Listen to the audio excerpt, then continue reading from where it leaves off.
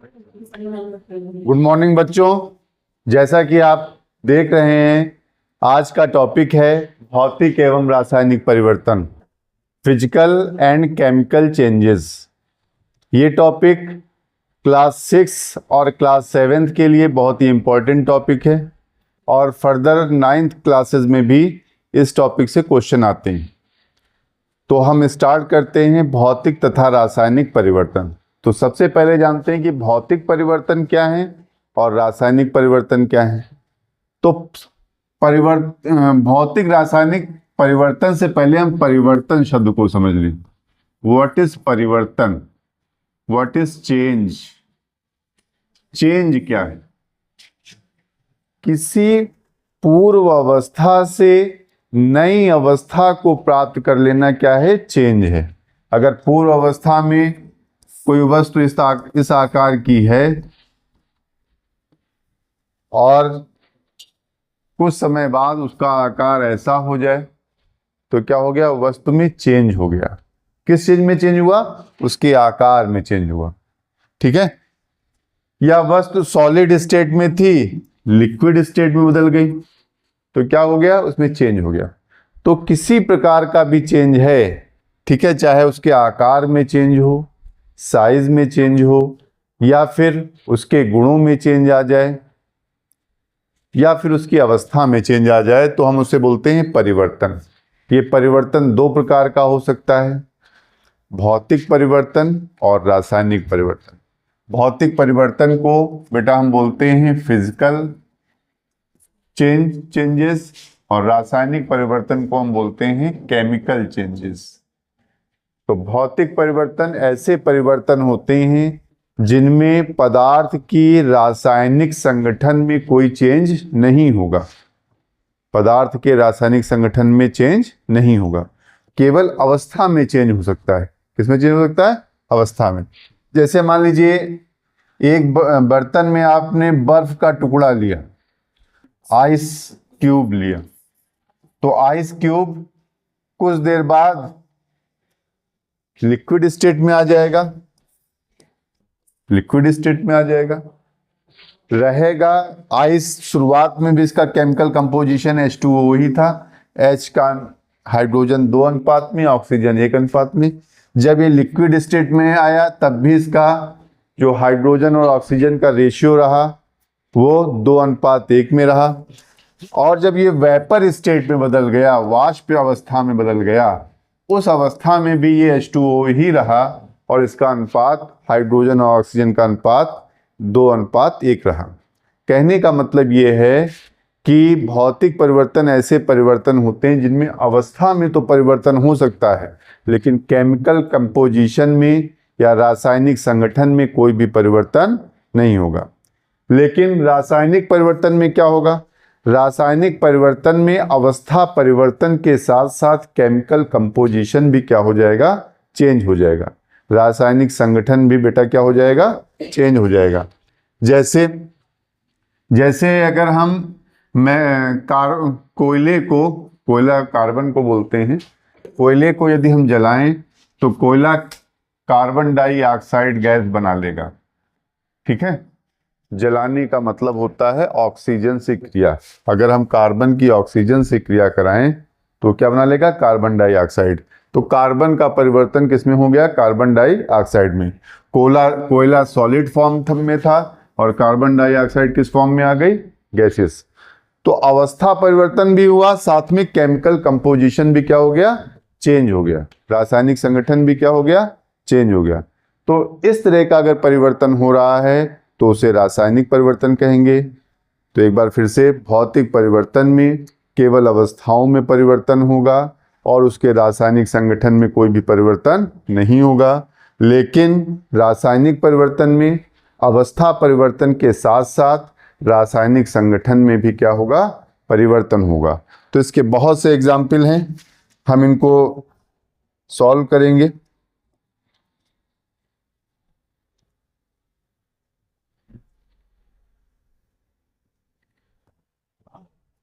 तो इनके कुछ प्रश्नोत्तर हम आपको करवाने जा रहे हैं। सबसे पहला हम देखते हैं निम्नलिखित प्रक्रियाओं के अंतर्गत होने वाले परिवर्तनों को भौतिक अथवा रासायनिक परिवर्तन में वर्गीकृत करना है। तो पहला जो परिवर्तन प्रकाश संश्लेषण की क्रिया की अगर हम बात करें, प्रकाश संश्लेषण अगर पूछा जाए कि कैसी अपक्रिया है, कैसा परिवर्तन है, भौतिक परिवर्तन है कि रासायनिक परिवर्तन है, तो प्रकाश संश्लेषण जिसे हम फोटोसिंथेसिस कहते हैं वो कैसा परिवर्तन है, रासायनिक परिवर्तन है। क्यों रासायनिक परिवर्तन है?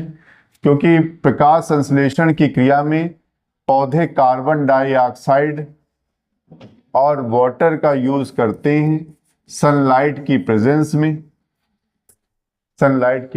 में, सूर्य के प्रकाश की उपस्थिति में, और ग्लूकोज का निर्माण करते हैं। तो आप देख रहे हैं कि लिया गया पदार्थ क्या था, कार्बन डाइऑक्साइड और जल, और उसका केमिकल कंपोजिशन चेंज हो गया और क्या बन गया, ग्लूकोज बन गया। तो जहां पर रासायनिक संगठन बदल रहा हो वो कैसा परिवर्तन है, रासायनिक परिवर्तन। तो प्रकाश संश्लेषण बेटा कैसा परिवर्तन है, रासायनिक परिवर्तन। दूसरा चेंजेस हम देखें, जल में शक्कर को घोल दें। एक गिलास में आपने जल लिया और जल में क्या डाल दिया, शक्कर डाल दी। तो शक्कर डालने से गिलास में पानी में जो शक्कर डाली है वो शक्कर किस अवस्था में रहेगी, शक्कर की ही अवस्था में रहेगी, उसमें कोई चेंज नहीं आएगा। तो कैसा परिवर्तन है, भौतिक परिवर्तन। बस उसकी अवस्था में परिवर्तन आएगा। अवस्था पहले शक्कर सॉलिड स्टेट में थी, अब लिक्विड स्टेट में हो गई, लेकिन उसके केमिकल कंपोजिशन में कोई भी परिवर्तन नहीं आएगा। इसलिए कौन सा परिवर्तन है, भौतिक परिवर्तन। कोयले को जलाएं, अभी हमने एग्जाम्पल आपको बताया, कोयले को जलाने पर वो कार्बन डाइऑक्साइड गैस में बन जाता है, तो इसमें केमिकल कंपोजिशन या रासायनिक संगठन भी बदल जाता है। इसलिए ये कैसा परिवर्तन है, रासायनिक परिवर्तन है। फिर अगर मोमबत्ती को आप जलाएं, वो पिघलता जाए, तो पिघलने के बाद भी वो जो पिघल के गिरेगा वो क्या रहेगा, मोम ही रहेगा, मोम में कोई भी चेंजेस नहीं आएगा। इसलिए कैसा परिवर्तन है, मोम का पिघलना, भौतिक परिवर्तन है। एल्युमिनियम का एक टुकड़ा है, अगर उसको हम पीटें तो पीटने से वो एल्युमिनियम फैल जाएगा, लेकिन वो रहेगा क्या, एल्युमिनियम ही। तो पीटने की क्रिया ये कौन सा परिवर्तन है, भौतिक परिवर्तन है। इसके बाद भोजन का पाचन, आप जो भी भोजन खाते हैं वो आपके आहार नाल से होता हुआ आमाशय में जाता है, जहां भिन्न भिन्न प्रक्रियाएं होती हैं और भोजन कई पोषक तत्वों, carbohydrate, protein, fat, amino acid इत्यादि में टूट जाता है। तो ये जो क्रियाएं हैं ये कैसा परिवर्तन है, रासायनिक परिवर्तन। क्योंकि इसमें क्या हो रहा है, जो भी पदार्थ आपने लिया उसका क्या हो रहा है, केमिकल कंपोजिशन बदल रहा है, रासायनिक संगठन क्या हो रहा है, बदल रहा है। इस वजह से कैसा परिवर्तन है, रासायनिक परिवर्तन। आपको बात समझ में आ गई होगी।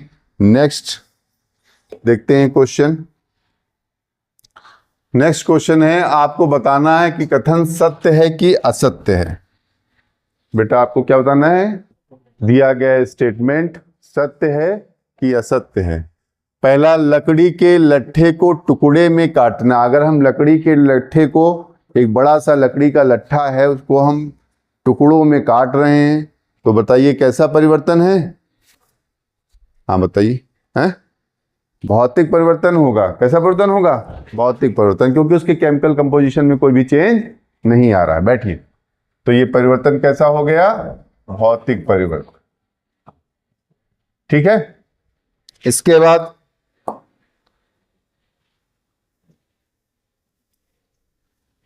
बाद अगर पत्तियों का खाद में बनना, पत्तियां गिरती हैं, गिरने के बाद सड़ती हैं और उनका क्या बन जाता है, खाद बन जाती है। तो खाद बनने की ये प्रक्रिया कैसा परिवर्तन है, रासायनिक परिवर्तन है, क्योंकि उनमें क्या हो गया है, चेंजेस आ गया है, उनके केमिकल कंपोजिशन में चेंज आ गया है। तो ये परिवर्तन बेटा कैसा होगा, रासायनिक परिवर्तन होगा। तो आप कह सकते हैं रासायनिक परिवर्तन।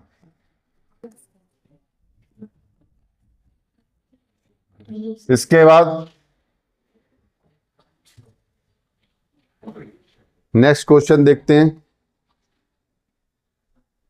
लोहा और जंग एक ही पदार्थ है, ये सत्य है कि असत्य है, लोहा Fe, और लोहे की राड को अगर हम खुला छोड़ दें तो लोहे के ऊपर जंग जम जाती है। जंग जो होती है, लोहा क्या करता है, वायुमंडल की ऑक्सीजन से क्या करता है कि मान लीजिए लोहे की रॉड है, लोहे की रॉड के ऊपर, लोहे की रॉड है, इसके ऊपर जंग जम गई है।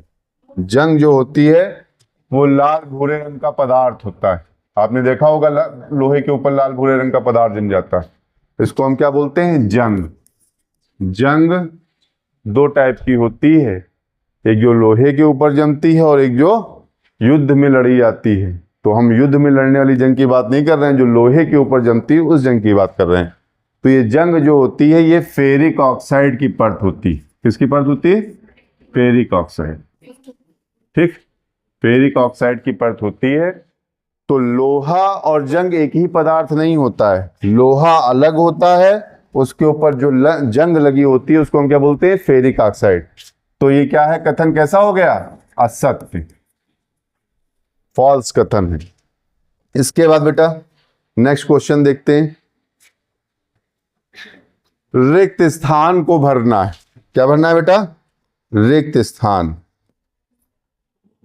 तो रिक्त स्थान को भरते हैं जब कार्बन डाइऑक्साइड को चूने के पानी में प्रवाहित करते हैं। कार्बन डाइऑक्साइड का फार्मूला होता है CO2, चूने के पानी का फार्मूला होता है CaO या COH का होल ट्वाइस भी आप क्या बुझा चुना है तो COOH का होल ट्वाइस भी बोल सकते हैं, CO है। इसमें प्रवाहित करेंगे तो क्या बन के तैयार हो जाएगा बेटा, CaCO3, कैल्शियम कार्बोनेट बन के तैयार हो जाएगा। तो जब कार्बन डाइऑक्साइड को चूने में प्रवाहित किया जाता है तो क्या बनने के कारण चूने का पानी दूधिया हो जाता है, कैल्शियम कार्बोनेट बनने के कारण चूने के पानी जो हो जाता है वो दूधिया होता है। एक बाउल में आप चूने का पानी लीजिए और एक पतली सी कोई जो है खोखली नली के द्वारा आप उसमें फूकिए, फूकने का मतलब कार्बन डाइऑक्साइड प्रवाहित करिए, ठीक है, तो वो पानी कैसा हो जाएगा, दूधिया हो जाएगा। ठीक है, ये प्रयोग आप घर पे करके देख सकते हैं। तो दूधिया होने का मेन कारण क्या है, कैल्शियम कार्बोनेट का बनना। नेक्स्ट देखते हैं क्वेश्चन।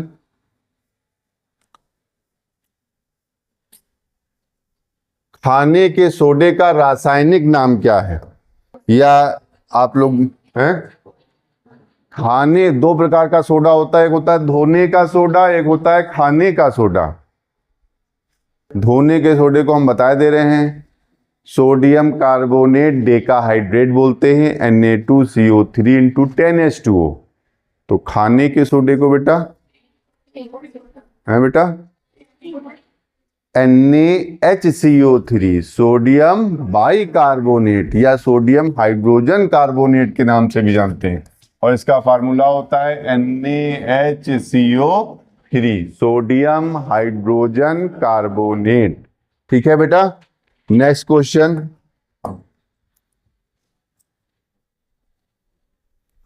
निम्नलिखित कथनों में रिक्त स्थान इसमें भरना है। ऐसे भौतिक परिवर्तन कहलाते हैं जिनमें किसी पदार्थ के केवल गुणों में परिवर्तन होता है। किस प्रकार के गुणों में, भौतिक गुणों में परिवर्तन होगा, उन्हें हम क्या बोलेंगे, भौतिक परिवर्तन। बात समझ में आ गई होगी आपको। नेक्स्ट क्वेश्चन देखते हैं। ऐसे परिवर्तन जिनमें नए पदार्थ बनते हैं, इसमें आंसर आपको दिया हुआ है। ऐसे परिवर्तन जिनमें नए पदार्थ बनते हैं उनको हम क्या बोलते हैं, रासायनिक परिवर्तन। अगर कोई नया पदार्थ बन के तैयार हो रहा है तो क्या बोलेंगे बेटा उसको, रासायनिक परिवर्तन। और इसके बाद सबसे जरूरी बात जो आपको बतानी है वो ये बतानी है, मेरे चैनल को लाइक, सब्सक्राइब और शेयर करिए। और एक शायरी भी ठोके दे रहे हैं आपके सामने। आजकल जैसे व्यक्ति वैज्ञानिक उपलब्धियां बहुत हासिल कर रहा है और वैज्ञानिक उपलब्धियां हासिल करते करते वो भूल गया है कि मानवता क्या है।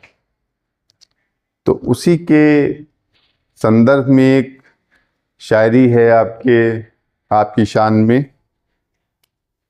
चांद है ज़ेरे कदम, चांद है ज़ेरे कदम। ज़ेरे कदम का मतलब होता है पैरों के नीचे।